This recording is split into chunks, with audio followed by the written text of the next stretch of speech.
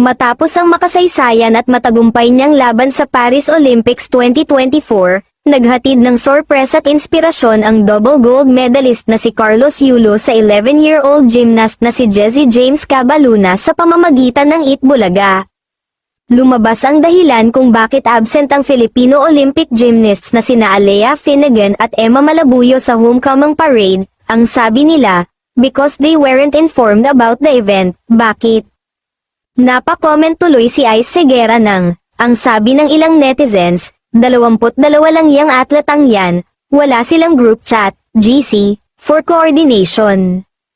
Totoo ba ang balita from a media source na mukhang magpapahandle sa ABS-CBN Star Magic si Carlos Yulo, kasama ba sa deal ang pagiging personality rin ni Chloe San Jose na binansagan ng Goldilocks ng netizens?